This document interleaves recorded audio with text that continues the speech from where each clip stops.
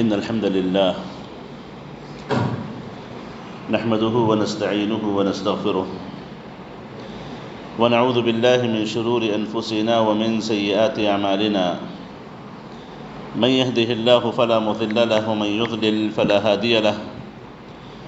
وأشهد أن لا إله إلا الله وحده لا شريك له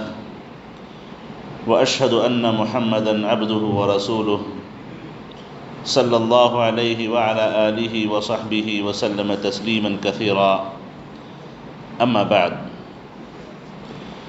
معزز حاضرین، شیخ الاسلام محمد ابن عبد الوہاب رحمہ اللہ کی کتاب التوحید کا یہ 32واں باب ہے، 32nd چیپٹر ہے۔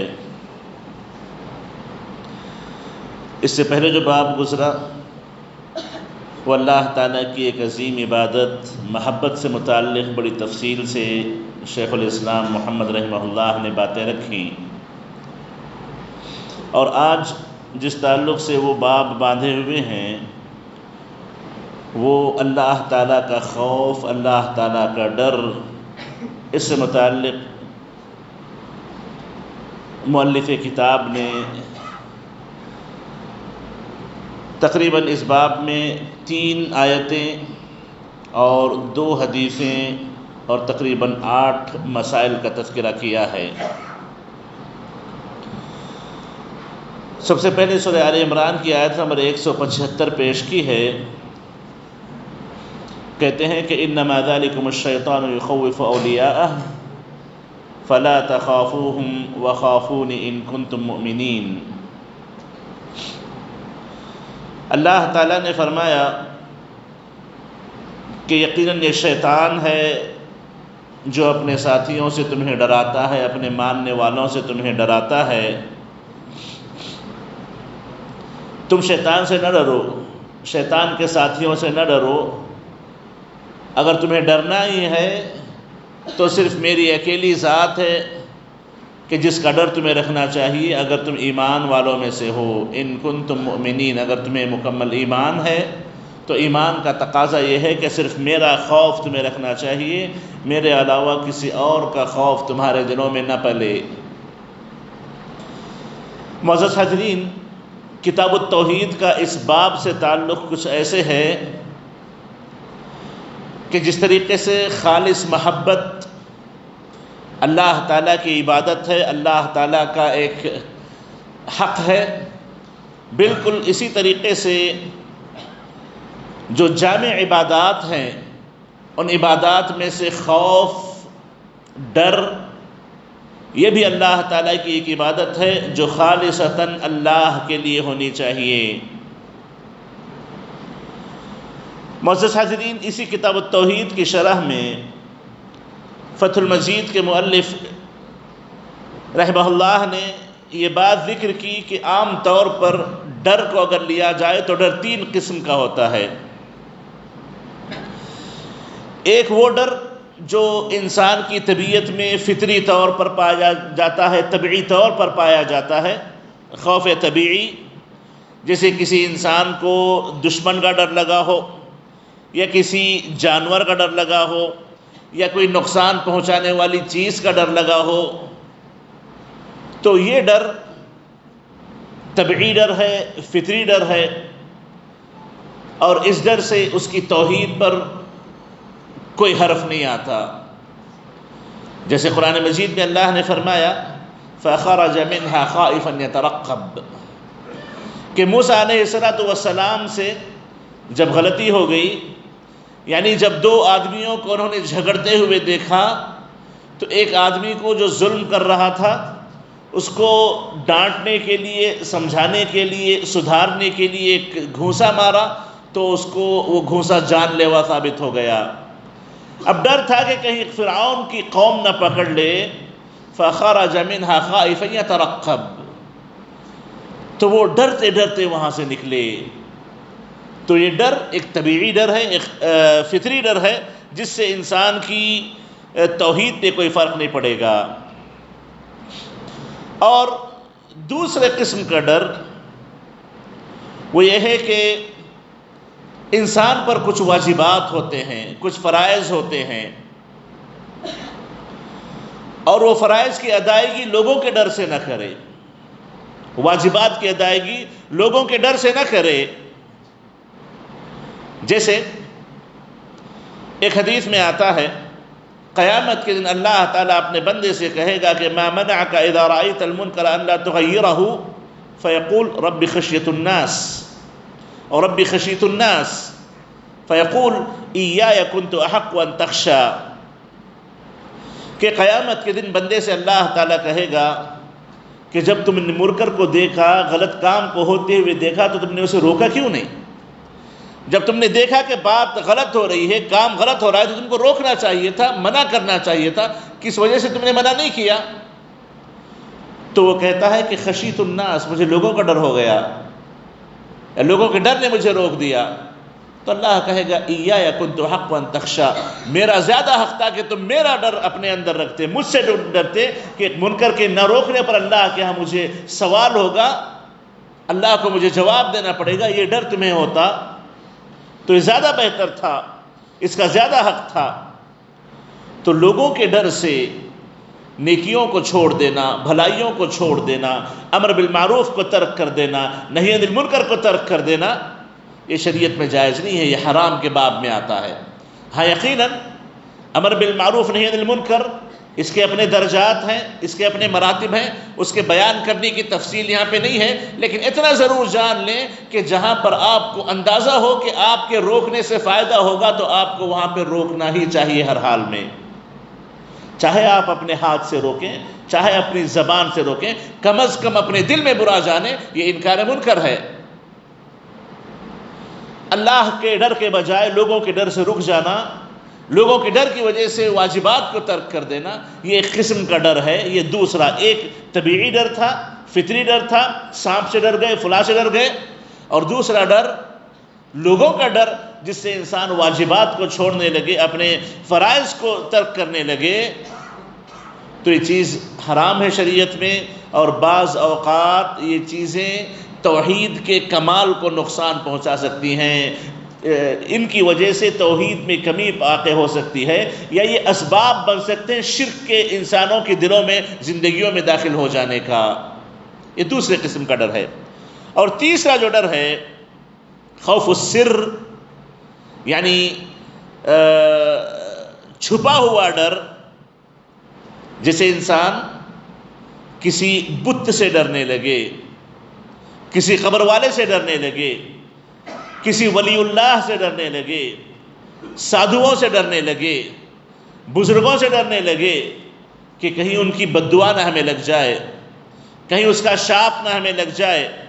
یا پھر کوئی ایسی چیز نہ ہو جائے جو انہونی ہو، اگر میں نے فلاں کام کر لیا تو میری فلاں ضرورت میں وہ رکاوٹ نہ بن جائے۔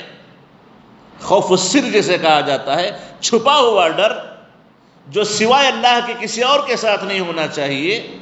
اگر یہ ڈر اللہ کے بجائے کسی اور کا دل میں پالنے لگے تو یہ توحید کے بالکل منافی ہے، یہ شرک والی بات ہوگی، یہ شرک والی بات ہوگی۔ جیسے ہود علیہ السلام کی قوم سے ہود نے کہا تھا ان نقول الا تراک بعض آلہتنا بسوء، کہ ہمیں لگتا ہے کہ تم نے جب سے توحید کا کام شروع کیا، ہمارے بتوں کو برا بھلا کہنا شروع کیا ہے، یا ہمارے بتوں کی نحوست تم کو لگ گئی ہے، یہ معبودان باطلہ کی نحوست تم کو لگ گئی ہے، جس کی وجہ سے تم تکلیفوں کا شکار ہو، فلاں مصیبت کا شکار ہو، فلاں چیزیں ہو رہی ہیں۔ تو معزز حاضرین، یہ جو غیر اللہ کا ڈر لگا رہتا ہے کہ کہیں کوئی آفت نہ آ جائے، کوئی مصیبت نہ آ جائے، کوئی تکلیف نہ آ جائے، یہ ڈر اللہ کے ساتھ شرک کرنے کے برابر ہے۔ یہ ڈر صرف اللہ سے ہونا چاہیے کہ بندہ اللہ سے ڈرے کہ اگر وہ چاہے تو کیسے بھی انسان کو تکلیف میں مبتلا کر سکتا ہے ان کے گناہوں کی وجہ سے، نافرمانیوں کی وجہ سے، اور اگر وہ نہ چاہے تو کوئی کسی کو کوئی نقصان نہیں پہنچا سکتا۔ توکل اللہ کی ذات پر ہو، جیسا کہ اگلا باب جو آنے والا ہے اللہ پر توکل سے متعلق ہے کہ بھروسہ صرف اللہ کی ذات پہ ہونا چاہیے۔ تو معزز حاضرین، یہ جو خوف کا یہاں پر باب جو ذکر کیا گیا وہ اسی سے متعلق ہے کہ بندہ اللہ کے بجائے کسی اور کا ڈر دل میں پالے جو اللہ کے ساتھ خاص ہے. یہ توحید کے بالکل مخالف ہے، توحید کے منافی ہے. یہ ڈر انسان کو نہیں پالنا چاہیے. تو معزز حاضرین، اللہ تعالیٰ نے سورہ آل عمران میں فرمایا انما ذالکم الشیطان یخوف اولیاءہ، شیطان چاہتا ہے کہ وہ اپنے ساتھیوں کا ڈر تمہارے دلوں میں پیدا کرے. ان کے ساتھی کون ہیں؟ معبودان باطلہ، یہ قبر والے لوگ، یہ اولیاء اللہ کے نام پہ جن لوگوں کو اللہ نے اللہ کے ساتھ معبودان باطلہ کے طور پر بنا لیا، ان سے ڈرنے لگے، ان سے امیدیں کرنے لگے ہیں، تو ان کا ڈر تمہارے دلوں میں ڈالنا چاہتا ہے. فلا تخافوہم، تم ان سے نہ ڈرو، وخافون ان کنتم مؤمنین، اگر تم مؤمن ہو تو صرف میرا ڈر دل میں پالو، کیونکہ جو میں فیصلہ کرتا ہوں اس کے خلاف کوئی جا نہیں سکتا، اور جب میں کسی چیز سے روک دوں تو کوئی چیز تمہیں پہنچ نہیں سکتی. تو اس میں گویا اللہ تعالیٰ اپنے مؤمن بندوں کو یہ بتانا چاہتا ہے کہ دیکھو اللہ کا دشمن شیطان تمہارے دلوں میں مختلف ڈر پیدا کرانے کی کوشش کرے گا کہ تم نے اپنے گلے سے تعویذ نکال دی تو تمہیں نحوست لگ جائے گی، تم نے اپنے گھر پہ فلاں کام کر لیا تو تمہیں نحوست لگ جائے گی، مصیبتیں آ جائیں گی، تم نے فلاں درگاہ کی حاضری نہ دی تو تمہیں شفا نہیں ملے گی، تم نے یہ کیا، تم نے وہ کیا. یہ تمام ڈر دل سے نکال دیں، کوئی ڈر دل میں نہ پالیں. ڈر ہو تو صرف اور صرف اللہ تعالیٰ کا ہو. شیطان چاہتا ہے کہ وہ تمہارے دلوں میں ڈر پیدا کرائے. اس آیت کا شان نزول ہے وہ کچھ اس انداز سے ہے کہ جب جنگ احد ہوئی تھی مسلمانوں کو کچھ نقصان اٹھانا پڑا. پہلے تو فتح ہو گئی، پھر مسلمانوں کی کچھ نافرمانیوں کی وجہ سے دوبارہ نقصان اٹھانا پڑا. پھر اللہ کے نبی نے ہمت جٹائی، لوگوں کو جمع کیا، دوبارہ حملہ کیا، وہاں سے ان کو بھگایا، پھر دوبارہ جا کر کے ان کا پیچھا کیا، ان کو دور تک بھگانا چاہا. تو انہی درمیان یہ آیت نازل ہوئی کہ شیطان آ کر کے ان کے دلوں میں ڈر پیدا کرانا چاہتا تھا کہ تم آگے نہ جاؤ، وہ آ کر کے تم پہ دوبارہ حملہ کریں گے، تمہارے 70 لوگ شہید ہو چکے ہیں. تو اللہ نے کہا کہ لا تخافوہم وخافون ان کنتم مؤمنین، تم ان سے نہ ڈرو، جہاد کرو، تم آگے بڑھو، ان سے جہاد کرو، ان سے نہ ڈرو، مجھ سے ڈرو. اگر تم حقیقت میں ایمان رکھنے والے ہو تو تمہیں میرا خوف کھانا چاہیے. تو معزز حاضرین، ایمان انسان کا جتنا مضبوط ہوگا، شیطان کے اولیاء کا ڈر اتنا ہی اس کے دل سے نکلے گا. ایمان جتنا کمزور ہوگا، یقین جتنا کمزور ہوگا، شیاطین کا ڈر اتنا ہی زیادہ دلوں میں بیٹھتا جائے گا. تو جو آدمی ایمان کا جتنا کمزور ہو وہ اتنا ہی بہت زیادہ لوگوں سے ڈرتے پھرے گا، اتنا ہی بہت زیادہ تقدیر پر ایمان رکھنے کے بجائے اللہ پر، اللہ کے فیصلوں پر اطمینان رکھنے کے بجائے خوف کا شکار ہوگا، پریشانی کا شکار ہوگا، بے چینی کا شکار ہوگا. اسے صرف اللہ کا خوف دل میں پالنا چاہیے، کسی اور کا خوف اپنے دل میں نہ پالے کہ یہ کر لے تو وہ ہو جائے گا، وہ کر لے تو یہ ہو جائے گا، بلی نے راستہ کاٹ دیا معاملہ بگڑ جائے گا،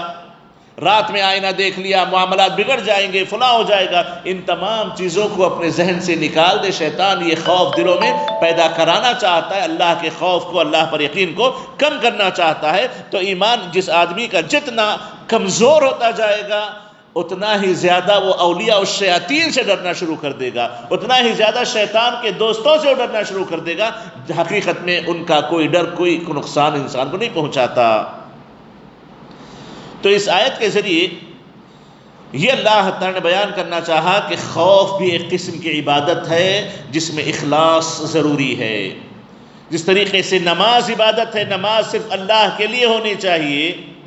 قربانیاں عبادت ہے، قربانی صرف اللہ کے لیے ہونا چاہیے. محبت ایک عبادت ہے، محبت صرف اللہ کی خاطر ہونی چاہیے، اللہ کے لیے ہونی چاہیے. ویسے ہی خوف بھی ایک دلی عبادت ہے، باطنی عبادت ہے جو صرف اور صرف اللہ تعالیٰ کے لیے ہونی چاہیے. خوف اللہ کے علاوہ کسی اور کا دل میں نہیں پالنا چاہیے. جیسے میں نے بیان کر دیا، فطری ڈر جو انسان کے دل میں ہوتا ہے یہ کوئی حرج کی بات نہیں ہے، انسان کے دل میں ہوتا ہے. جب جہاد کرنے جائیں تو ایک ڈر ہوتا ہے کہ دشمن غلبہ نہ پالے، یا پھر کوئی اور چیز کرنے جائیں تو کوئی اور ڈر انسان کو آتا ہے جو فطری ڈر ہوتا ہے. اس میں کوئی حرج کی بات نہیں ہے. لیکن جو خوف و سر ہوتا ہے یہ اللہ کے علاوہ کسی اور کا اپنے دل میں نہ پالیں. اس کے بعد مؤلف رحمہ اللہ نے ایک اور آیت پیش کی ہے. وہ آیت سورہ توبہ کی آیت ہے کہتے ہیں کہ انما یعمر مساجد اللہ من آمن باللہ والیوم الآخر واقام الصلاة وآت الزکاة ولم یخش الا اللہ، کہ دیکھو ان مسجدوں کی حقیقی تعمیر وہی کرتے ہیں، ان مسجدوں کو حقیقت میں وہی آباد رکھتے ہیں جن کو اللہ پر ایمان ہو، آخرت پر ایمان ہو، نماز کی پابندی کرتے ہوں، زکاتیں ادا کرتے ہوں، وَلَمْ يَخْشَ إِلَّا اللَّهِ، ان کے دلوں میں اللہ کے علاوہ کسی کا ڈر نہیں ہوتا ہے، ان کے دلوں میں اللہ کے علاوہ کسی کا ڈر نہیں ہوتا ہے، یہ کسی اور سے ڈرتے نہیں، یہ صرف اللہ کا ڈر وہ اپنے دلوں میں پالتے ہیں، کیونکہ اللہ وہ اکیلی ذات ہے کہ جس کے ڈر سے کوئی بندہ بے خوف نہیں رہ سکتا۔ وَلَمْ يَخْشَ إِلَّا اللَّهِ، جس کے دل میں یہ صفت ہوگی وہی حقیقت میں مسجدوں کو آباد کرتے ہیں۔ ایک مسجدوں کی تعمیر ہوتی ہے، بنیادی تعمیر، یہ اینٹ گارے کی تعمیر، یہ کنسٹرکشنز، یہ تعمیر تو کوئی بھی کر لے گا، لیکن حقیقت میں مسجدوں کی تعمیر عبادتوں کے ذریعے، تلاوتوں کے ذریعے، نماز کے ذریعے، ذکر و اذکار کے ذریعے، دعاؤں کے ذریعے، یہ تعمیر صرف ایمان والے کرتے ہیں، جو اللہ پر، آخرت پر ایمان رکھتے ہوں، روزے زکوٰۃ کے پابند ہوں، اور وہی لوگ کرتے ہیں جن کے دلوں میں اللہ کے علاوہ کسی اور کا ڈر نہ ہو۔ فَعَسَىٰ أُولَٰئِكَ أَن يَكُونُوا مِنَ الْمُهْتَدِينَ، اللہ نے کہا کہ امید ہے حقیقت میں یہی لوگ ہدایت یافتہ ہوں گے، کوئی اور ہدایت نہیں پائے گا، حقیقت میں یہی لوگ صحیح راستے پر آئیں گے۔ تو معزز حاضرین، وَلَمْ يَخْشَ إِلَّا اللَّهِ، اس سے مراد جو خشیت ہے، یہ خشیت تعظیم، خشیت اطاعت، خشیت عبادت ہے، عبادت والا ڈر، عبادت والا خوف، تعظیم کے ساتھ خوف۔ دیکھیے کبھی انسان کو سانپ سے بھی ڈر لگتا ہے، بچھو سے بھی ڈر لگتا ہے، یہ ڈر تعظیم کے بغیر ہوتا ہے، فطری ڈر ہوتا ہے، ڈرتا ہے کہیں نقصان نہ پہنچ جائے، ڈرتا ہے کہیں نقصان نہ پہنچ جائے، لیکن جس سے ڈر رہا ہو اس کی تعظیم دل میں ہو، اس کی محبت دل میں ہو، اس کی بڑائی دل میں ہو، اس کی کبریائی کو مانتے ہوئے ڈرے، تو سوائے اللہ کی کوئی اور ذات نہیں ہے جس سے تعظیم کا خوف کیا جائے، تعظیم کی خشیت کی جائے۔ جس سے ڈر رہا اس کی مکمل تعظیم دل میں رکھتے ہوئے ڈرنا، یہ صرف اللہ کے ساتھ خاص اللہ تعالیٰ کی عبادت ہے، اور اس میں کسی اور کو شریک نہیں کیا جا سکتا۔ نہ کسی ولی کے تعلق سے ڈر کھائیں کہ کہیں ہم یہ کر دیں تو اس کی تعظیم میں کوئی کمی ہو جائے گی، وہ ہمیں کوئی نقصان پہنچا دیں گے۔ سوائے اللہ کے کوئی اور نہیں ہے جس کی تعظیم کے ساتھ خوف کیا جاتا ہے۔ تو کہتے ہیں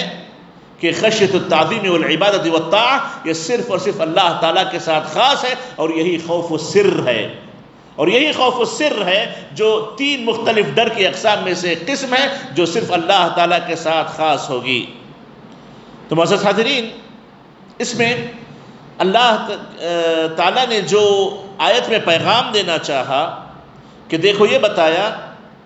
کہ معنوی طور پر مسجدوں کی آبادی اگر ہو سکتی ہے تو ان مشرکوں کی عبادتوں سے معنوی طور پر مسجدوں کی کوئی آبادی نہیں ہوگی، مسجدیں آباد نہیں ہوتی ان مشرکوں کی عبادتوں سے، جن کے دلوں میں شرک ہوتا ہے، جو اللہ کے علاوہ دوسروں سے ڈرنے والے ہوتے ہیں، قیامت کا ڈر جن کو نہیں ہوتا۔ تو کہتے ہیں کہ ایسے لوگوں سے مسجدیں آباد نہیں ہوتی، مسجدیں آباد ان سے ہوتی ہیں جو اپنے دلوں سے ایمان لاتے ہیں، جو اپنے عمل کے ذریعے اپنے ایمان کا ثبوت دیتے ہیں، اور جو اپنی نماز اور زکوٰۃ کی پابندی کرتے ہیں، اور جو خشیت میں، خوف میں اللہ کے ساتھ کسی اور کو شریک نہیں کرتے۔ وَلَمْ يَخْشَ إِلَّا اللَّهِ، سوائے اللہ کی کسی اور کی خشیت تعظیم ان کے دلوں میں نہیں ہوتی، یہی لوگ حقیقت میں مسجدوں کو آباد کرنے والے ہوتے ہیں۔ تو اس آیت میں بھی جو باب سے متعلق مؤلف نے بات پیش کرنا چاہی وہ یہ ہے کہ دیکھیے خوف، خشیت تعظیم، خوف السر، اس میں اخلاص بڑا ضروری ہے۔ اگر اس میں اخلاص نہ ہو تو توحید نامکمل ہوگی، توحید نامکمل ہوگی۔ اس کے بعد مؤلف رحمہ اللہ نے ایک اور جو آیت پیش کی ہے وہ سورہ عنکبوت کی آیت ہے۔ کہتے ہیں کہ اللہ نے فرمایا وَمِنَ النَّاسِ مَن يَقُولُ آمَنَّا بِاللَّهِ فَإِذَا أُوذِيَ فِي اللَّهِ جَعَلَ فِتْنَةَ النَّاسِ كَعَذَابِ اللَّهِ، کہ کچھ لوگ ایسے ہیں جو کہتے ہیں کہ ہم ایمان لا لیے، ہم نے ایمان قبول کر لیا، مسلمان ہونے کا اعلان کر دیتے ہیں، اپنے ایمان کا اعلان کر دیتے ہیں، پھر جب اللہ کے راستے میں ان کے ایمان کی وجہ سے، ان کی نیکیوں کی وجہ سے، شریعت کی پابندی کی وجہ سے اگر کوئی تکلیف انہیں دنیاوی طور پر پہنچتی ہے جعل فتنة الناس كعذاب اللہ، لوگوں کی اس تکلیف کو اللہ کا عذاب جیسا بنا لیتے ہیں، لوگوں کی اس تکلیف کو اللہ کا عذاب جیسا بنا لیتے ہیں۔ آیت میں آگے اللہ تعالیٰ کہتے ہیں وَلَئِن جَاءَ نَصْرٌ مِّن رَّبِّكَ لَيَقُولُنَّ إِنَّا كُنَّا مَعَكُمْ، اور جب اللہ کی مدد آ جاتی ہے تو آگے بڑھ بڑھ کے کہتے ہیں کہ ہم تو تمہارے ساتھ تھے، ہم کہاں ڈرے، ہم کہاں پیچھے ہٹے، ہم نے کہاں جہاد نہیں کیا، ہم نے کہاں ساتھ چھوڑا، اِنَّا كُنَّا مَعَكُمْ، ہم تو تمہارے ساتھ تھے، جبکہ ان کے دلوں میں ڈر طاری ہو چکا تھا، خوف طاری ہو چکا تھا غیر اللہ کا۔ انہوں نے لوگوں کے فتنوں کو، لوگوں کی تکلیفوں کو اللہ کا عذاب بنا لیا تھا۔ تو اللہ کہتے ہیں ان کے تعلق سے، جب وہ کہتے ہیں کہ ہم تمہارے ساتھ تھے، اللہ نے کہا اَوَلَيْسَ اللَّهُ بِأَعْلَمَ بِمَا فِي صُدُورِ الْعَالَمِينَ، کہ اللہ تعالیٰ لوگوں کی دلوں کے حالات کو نہیں جانتا ہے۔ تمہارے دلوں میں جو کیفیتیں پیدا ہو گئی تھیں، تمہارے دلوں میں جو کیفیتیں پیدا ہو گئی تھیں، لوگوں کی تکلیف کو تم نے اللہ کے عذاب کا جو مقام بنا دیا تھا، کہ اللہ اس کو نہیں جانتا ہے؟ تو گویا اللہ نے انکار کیا ان کے اس جھوٹے دعوے پر کہ اِنَّا كُنَّا مَعَكُمْ، ہم تمہارے ساتھ تھے، ہم نہیں ڈرے، ہم نے لوگوں کے فتنے کو اللہ کا عذاب نہیں بنا لیا۔ جو انکار کیا، اللہ نے ان پر انکار کرتے ہوئے کہا کہ تم اپنے بات میں جھوٹے ہو۔ تو معزز حاضرین، اس آیت میں اللہ تعالیٰ یہ بتانا چاہ رہے ہیں کہ دیکھیے، جو لوگ ایمان میں بغیر بصیرت کے، بغیر سمجھے کہ ایسے ہی داخل ہو جائیں، ایمان کی مٹھاس کو جو نہ پہنچ پائے ہوں، ایمان کی حقیقت کو جو نہ جان پائے ہوں، ایمان کا صحیح معنی جو نہ سمجھ پائے ہوں، اور ایمان میں داخل ہو جائیں، ایمان کے دعوے کرنے لگیں، ان کی حالت یہ ہوتی ہے کہ تھوڑی سی تکلیف پہنچ جائے، تھوڑی سی آزمائش آ جائے، تھوڑا سا کوئی ٹینشن آ جائے، کافر ان کو برا برا کہنے لگے، برا کرنے والے منافقین ان کے ساتھ تان تشنی کرنے لگیں، جو کہ ایمان میں آنے کا ایک حصہ ہے۔ احسب الناس ان یترکوا ان یقولوا آمنا وهم لا یفتنون، کہ لوگ یہ سمجھ بیٹھے ہیں کہ جب ایمان کا صرف دعویٰ کر دیں تو بس وہ ایمان والے ہو جائیں گے، کوئی آزمائش نہیں آئے گی ان کو۔ رسولوں پہ آزمائشیں آئیں، نبیوں پہ آزمائشیں آئیں، ایمان والوں پہ آزمائشیں آئیں، آزمائشیں آنا ایک زندگی کا حصہ ہے۔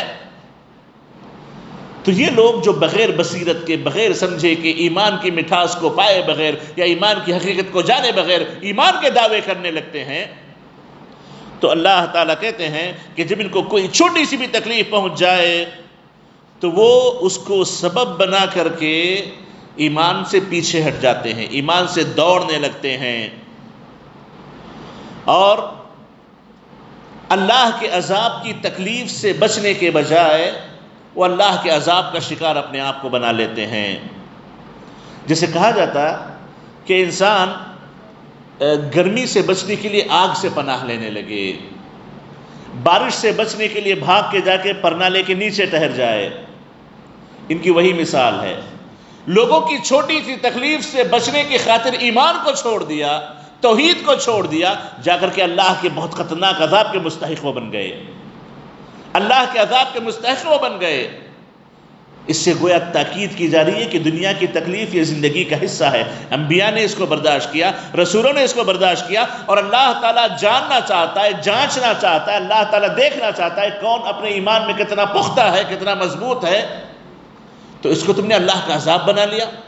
اللہ کا عذاب بنا کر کے دوڑ پڑے، ایمان کو چھوڑ دیا، توحید میں خلل پیدا کر لیا، تو گویا اس طرف تاکید کی جا رہی ہے کہ تم بہت غلط طریقہ اپنا رہے ہو، تم بہت غلط راستہ اختیار کر رہے ہو۔ تو معزز حاضرین، اس میں اس بات کی دلیل ہے کہ دنیاوی زندگی میں آزمائشیں آنی یقینی ہیں، آزمائشیں آئیں گی، انسان اس سے ڈر کر کے نہ بھاگے، ڈر کر کے ایمان کا سودا نہ کر بیٹھے، ڈر کر کے توحید میں کمی نہ پیدا کر لے، یقین رکھے اللہ پر، صبر کے ساتھ گزرے۔ نبیوں نے بھی صبر کیا، اللہ تعالیٰ نے صبر کا میٹھا پھل ان کو عطا کیا، دنیا میں اللہ نے انہیں نجات بھی دلا دی، آخرت میں اللہ نے اپنی رضامندیوں اور جنتوں کا ان کو مستحق بھی بنا دیا۔ تو معزز حاضرین، یہ آیت اور باب سے تعلق یہ ہے کہ دیکھیے، اللہ تعالیٰ پر ایمان لانے کے بعد جو تکلیفیں پہنچتی ہیں، اس تکلیف کے ڈر سے بندہ ایمان کا سودا نہ کر بیٹھے، اس تکلیف کو اللہ کے ڈر کے برابر نہ قرار دے دے، بلکہ صبر سے گزرے، تکلیفیں آنی یقینی ہیں۔ ایک حدیث میں آتا ہے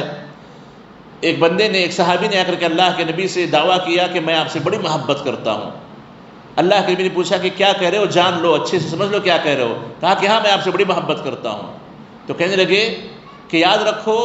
جس طریقے سے گلاس کے پانی کو انڈیل دینے سے فوری پانی نکل جاتا ہے، گلاس کے قطرات نکل جاتے ہیں، بالکل اسی طریقے سے اس قسم کا دعویٰ کر لیں گے تو آزمائشیں زندگیوں میں فوری آ جاتی ہیں، آزمائشیں زندگیوں میں فوری آ جاتی ہیں۔ تو ان آزمائشوں کا خوف اتنا نہ پالیں کہ اللہ کے خوف کے ساتھ شامل کر کے توحید کو اپنی برباد کر بیٹھیں، اللہ کے عذاب کو دعوت دے لیں۔ یہ گویا اس پہ درس دیا جا رہا ہے۔ اس کے بعد مؤلف رحمہ اللہ نے جو 2 حدیثیں پیش کی ہیں، پہلی حدیث ابو سعید خدری رضی اللہ تعالیٰ عنہ کی حدیث ہے، جس کو کہ ابو نعیم نے اپنے کتاب الحلیہ میں ذکر کیا ہے، اور یہ سندن ضعیف ہے، سندن حدیث ضعیف ہے، معنی کے اعتبار سے درست ہے، معنی کے اعتبار سے حدیث درست ہے، لیکن سندن یہ حدیث ضعیف ہے۔ ابو سعید خدری کہتے ہیں کہ اللہ کے نبی نے کہا، ان من ضعف اليقین ان ترضی الناس بسخط اللہ وان تحمدهم على رزق اللہ وان تذمهم على ما لم يؤتك اللہ ان رزق اللہ لا يجره حرص حریص ولا يرده کراہیت کارہ۔ کہتے ہیں کہ یقین کے کمزور ہونے کی یہ نشانی ہے، اللہ پر یقین کے کمزور ہونے کی یہ نشانی ہے کہ تم اللہ کو ناراض کر کے لوگوں کو خوش کرنے کی کوشش کرو، اللہ کو ناراض کر کے لوگوں کو خوش کرنے کی کوشش کرو۔ یہ تمہارے یقین کے کمزور ہونے کی نشانی ہے کہ تم کو اللہ پر یقین نہیں ہے، اور تم، اللہ نے تمہیں رزق دیا، اللہ نے تمہیں عطا کیا ہے، تم لوگوں کی تعریف کرو کہ تمہاری وجہ سے ہوا، تمہاری وجہ سے ہوا، تمہاری وجہ سے ہوا، تم نہ ہوتے تو یہ نہ ہوتا، تم نہ ہوتے تو میں پریشان ہو جاتا، تم نہ ہوتے تو شفا نہ ملتی۔ رزق اللہ نے دیا، تعریف لوگوں کی کرنے لگو، یہ تمہارے یقین کے کمزور ہونے کی نشانی ہے۔ اور جو اللہ نے تمہیں نہ دیا ہو، اس کے نہ ملنے پر تم لوگوں کو کوسنے لگو کہ تمہاری وجہ سے مجھے بھی یہ چیز نہیں ملی، تمہاری وجہ سے میں اس سے محروم ہو گیا، تمہاری وجہ سے میرے ساتھ معاملہ ہو گیا، جبکہ اللہ نے تمہارے حق میں لکھا نہیں ہے، اللہ نے تمہارے تقدیر میں لکھا نہیں ہے، اس لیے نہیں ملا۔ اور تم اس کے بجائے کہ تم اس پر یقین رکھو، ایمان رکھو، اللہ کی تقدیر کو مان کے چلو، تم لوگوں کو برا بھلا کہنے لگو، یہ تمہارے یقین کی کمزوری کی نشانی ہے۔ پھر کہتے ہیں ان رزق اللہ، اللہ تعالیٰ کا رزق یہ کسی لالچی کی لالچ سے حاصل نہیں کیا جا سکتا، لالچی کی لالچ سے اللہ کا رزق حاصل نہیں کیا جا سکتا، اور اسی طریقے سے کسی ناپسندیدہ کرنے والے کی ناپسندیدگی سے بھی رزق حاصل نہیں کیا جا سکتا۔ اللہ کا رزق اللہ کی عبادتوں سے حاصل کیا جاتا ہے، اس پر یقین سے حاصل کیا جاتا ہے۔ یہ حدیث اللہ کے نبی سے ثابت نہیں ہے، لیکن معنوی اعتبار سے شریعت کے جو مختلف دلائل ہیں وہ یقیناً اسی بات پہ دلالت کرتے ہیں کہ اللہ کی تقدیر پر مکمل ایمان ہونا چاہیے، اللہ کے علاوہ کسی اور سے امیدیں نہیں لگانی چاہیے، اللہ کے علاوہ کسی اور کا خوف دل میں نہیں پالنا چاہیے۔ بلا شبہ جو اللہ نے دیا اسے کوئی روکنے والا نہیں ہے، جو اللہ نے نہ دیا اسے کوئی دینے والا نہیں ہے، اس پر مکمل ایمان ہونا چاہیے۔ تو گویا اس میں اس بات کی طرف حدیث اشارہ کر رہی ہے کہ اللہ پر مکمل بھروسہ، اللہ پر مکمل یقین انسان کو ہونا چاہیے۔ وہ اسباب کو اپنائے، اسباب کو اپنانے کے باوجود اگر کوئی چیز اسے حاصل نہ ہو تو اللہ پر یقین رکھیے کہ اللہ کی مرضی اور اجازت سے اسے چیز نہ ملی ہے، اس پر یقین کر کے آگے بڑھ جائے۔ جیسا اللہ کے نبی نے کہا قدر اللہ وما شاء فعل، کہے اللہ نے جو مقدر کیا وہ ہوا کہہ کر کے آگے بڑھے، یہ ایک اس کے ایمان کا تقاضا ہے۔ اس کے بجائے اسباب پر ٹکے رہنا، اسباب ہی پر رکے رہ جانا، یہ یقین کی کمزوری ہے۔ میں نے سب کچھ کیا پھر بھی کیوں حاصل نہیں ہوا، میں نے پوری کوشش کر لی، میں نے پورے جتن کر لیے پھر مجھے کیوں نہیں ملا۔ سب کوششوں کے بعد اللہ کی توفیق، اللہ کی تقدیر ہوتی ہے، جو اگر موافق ہو جائے تو چیزیں مل جاتی ہیں، موافق نہ ہو تو آپ کی تمام کوششیں دھری کی دھری رہ جاتی ہیں۔ آپ کو جب اللہ نے وہ حق میں نہ لکھا ہو کوئی چیز مل نہیں سکتی آپ کو۔ یہ یقین اللہ پہ ہونا چاہیے۔ جب یہ یقین اللہ پہ ہو تو ڈر صرف اللہ کا آپ کو لگا رہے گا کہ کہیں آپ کی نافرمانیاں آپ کی خواہشات اور آپ کی پسندیدہ چیزوں کے درمیان آڑ نہ بن جائیں۔ اور آخری جو چیز ہے جو مؤلف نے پیش کی، عائشہ صدیقہ رضی اللہ عنہ کی حدیث ہے جو ابن حبان نے پیش کی ہے، صحیح حدیث ہے۔ اللہ کے نبی علیہ السلام نے فرمایا من التمس رضا اللہ بسخط الناس رضی اللہ عنہ وارضى عنہ الناس، جو آدمی اللہ کی رضامندی کی ہمیشہ فکر میں رہے کہ اللہ مجھ سے راضی ہو جائے، چاہے لوگ راضی ہو نہ ہو اس سے مجھے کوئی لینا دینا نہیں ہے، لوگ اچھا سمجھیں کہ برا سمجھیں مجھے لینا دینا نہیں ہے، اللہ راضی ہو جائے، اللہ کی خوشنودی ہو، یہ جس آدمی کی کوشش ہوگی تو اللہ بھی اس سے راضی ہو جاتا ہے اور اللہ تعالیٰ لوگوں کو بھی اس سے راضی کرا دیتا ہے۔ وَمَنِ الْتَمَسَ رِضَى النَّاسِ بِسَخَطِ اللَّهِ سخط اللہ علیہ واسخط علیہ الناس، اور جو آدمی لوگوں کی خوشنودی کی طرف لگ جائے، لوگوں کی رضامندیاں چاہنے لگے، اللہ کی ناراضگی کی کوئی اسے فکر نہ ہو، اللہ خوش ہوتا ہے کہ نہیں خوش ہوتا ہے، لوگ خوش رہیں، لوگ برا نہ سمجھیں، لوگوں کو برا نہ لگے، لوگ اچھی بات کریں، لوگ اچھے معاملات رکھیں، دوستیاں قائم رہیں، صرف یہ جس کی کوشش ہو تو اللہ تعالیٰ کے تعلق سے آتا ہے، اللہ کے نبی کہتے ہیں سخط اللہ علیہ، اللہ بھی اس سے ناراض ہو جاتا ہے اور اللہ تعالیٰ لوگوں کو بھی اس سے ناراض کروا دیتا ہے، نہ لوگ اس کے ہوتے نہ اللہ اس کا ہوتا ہے۔ تو گویا اس میں یہ بات بتائی جا رہی ہے کہ انسان کو اپنا پورا تعلق اللہ سے جوڑنا چاہیے، ایمان کمزور ایمان والے نہ بنے۔ مومن جو کامل ایمان والا ہو وہ ہمیشہ اللہ کی رضامندی کو لوگوں کی رضامندیوں پر فوقیت دیتا ہے، اللہ کی رضامندی کو سب سے آگے رکھتا ہے، ہمیشہ اللہ تعالیٰ کی شریعت کا پابند بنا رہتا ہے، کسی ملامت کرنے والے کی ملامت سے وہ ڈرتا نہیں ہے۔ اور جس کا ایمان کمزور ہوگا، جس کا یقین کمزور ہوگا تو وہ لوگوں کی رضامندیوں کی فکر زیادہ کرے گا، اللہ کی رضامندی کی فکر کم کرے گا۔ مزید شیطان اس پر یہ وسوسہ لائے گا کہ اللہ تو معاف کرنے والا، اللہ تو بخشنے والا، اللہ معاف کر دے گا۔ تو معزز حاضرین، اللہ پر مکمل یقین ہونا چاہیے، لوگوں کا ڈر نہ ہو کہ لوگ کیا کہیں گے، لوگ کیا سمجھیں گے، اللہ کا ڈر ہونا چاہیے، تبھی جا کر کے حقیقت میں اس کی توحید مکمل ہوگی۔ تو گویا اس میں یہ بات بتائی جا رہی ہے کہ ہمیشہ اللہ کی خشیت کو، اللہ کے خوف کو سب سے مقدم رکھیں، اس کا ڈر دل میں پالیں۔ یہی بات مؤلف رحمہ اللہ نے اس باب میں پیش کی ہے کہ فَلَا تَخَافُوهُمْ وَخَافُونِ إِن كُنتُم مُؤْمِنِينَ، اگر تم مومن ہو تو صرف میرا خوف دل میں پالو، دوسروں کا خوف نہ پالو۔ اگر ایمان تمہارا ہو تو تمہیں یہی کرنا چاہیے۔ تو یہ ایمان کی نشانی ہے کہ اللہ تعالیٰ کا خوف دلوں میں ہو۔ معزز حاضرین، خوف اللہ تعالیٰ کی ایک عبادت ہے، خاص طور پر خشیت تعظیم، خشیت عبادت یا خوف السر جیسے کہا جاتا ہے، یہ اللہ کا حق ہے، اس میں اللہ کے ساتھ کسی کو شریک کرنا یا اللہ کے ساتھ شرک کرنے کے برابر ہے۔ اللہ تعالیٰ سے دعا ہے کہ اللہ تعالیٰ ہمیں صرف اسی کا خوف اپنے دل میں پالنے کی توفیق نصیب فرمائے، اور ہر وہ خوف جو ہماری توحید کو کمزور کرنے والا ہو، یقین کو کمزور کرنے والا ہو، ان تمام خوفوں سے ہماری حفاظت فرمائے، ان تمام ڈروں کو ہمارے دل سے نکال دے، ہماری زندگیوں کو اللہ کے خاطر لگائے، ہمارے جینے مرنے کو اللہ کے خاطر بنائے۔ آمین۔ وصلی اللہ وسلم علی نبینا محمد وآلہ وصحبہ اجمعین۔